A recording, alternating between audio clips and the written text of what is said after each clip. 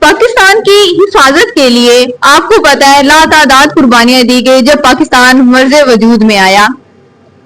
یوم پاکستان کے عنوان کے حوالے سے میں دعوت دیتی ہوں جماعت چہارم سے کنز حسن کو کہ وہ سٹیج پر تشریف لائیں اور اپنے خیالات کا اظہار کریں۔ یوم پاکستان کے لیے تشریف لا رہی ہیں کنز حسن۔ میرے عزیز طلبہ و طالبات السلام علیکم۔ آج کا موضوع ہماری قوم کی بنیاد اور ان خوابوں کے بارے میں ہے جو ہمارے دین رہنماؤں نے دیکھے تھے۔ کیا یہ وہ پاکستان ہے جس کا خواب علامہ اقبال نے دیکھا تھا؟ کیا یہ وہ پاکستان ہے جس کی جدوجہد قائد اعظم نے کی تھی؟ اور کیا یہ وہ پاکستان ہے جو ہمارے دین رہنماؤں نے اپنے خون پسینے سے بنایا تھا؟ ہم آج جس موضوع پر گفتگو کرنے جا رہے ہیں وہ ہماری تاریخ، ہمارے خواب اور ہمارے دین رہنماؤں کی بے مثال قربانیوں سے جڑا ہوا ہے۔ کیا یہ وہ پاکستان ہے جس کو خواب علامہ اقبال نے دیکھا؟ کیا یہ وہ پاکستان ہے جس کی جدوجہد قائد اعظم نے کی؟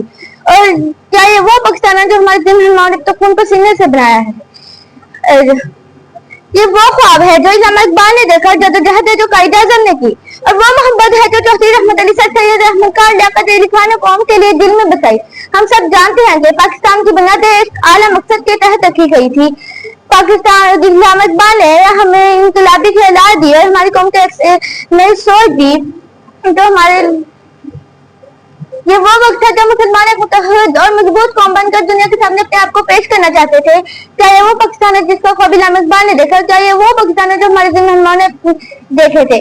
ہزاروں سال نرگس اپنی بے نوری پر روتی ہے، بڑی مشکل سے ہوتا ہے کہ امن میں دیدہ پہنا۔ یہ اقبال ہی تھے جنہوں نے ہمیں بتایا کہ ایک خودمختار اور خوشحال مسلم ریاست ہی ہماری بقا اور ترقی کی ضمانت ہے۔ ہم آج جس پاکستان میں رہ رہے ہیں، جس کا خواب علامہ اقبال نے دیکھا، کیا یہ وہی پاکستان ہے جس کی جدوجہد قائد اعظم نے کی؟ کیا ہم نے ان کے خوابوں کو حقیقت میں بدلنے کے لیے وہ محنت اور جدوجہد کی ہے جو ان کے شان شان ہو؟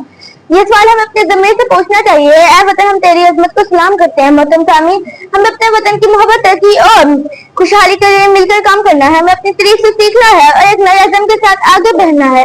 قائد اعظم کی جدوجہد ہمیں اس بات کا درس دیتی ہے کہ ہم نے اپنی مقاصد کے حصول کے لیے کسی بھی قسم کی قربانی دینے کے لیے تیار ہیں۔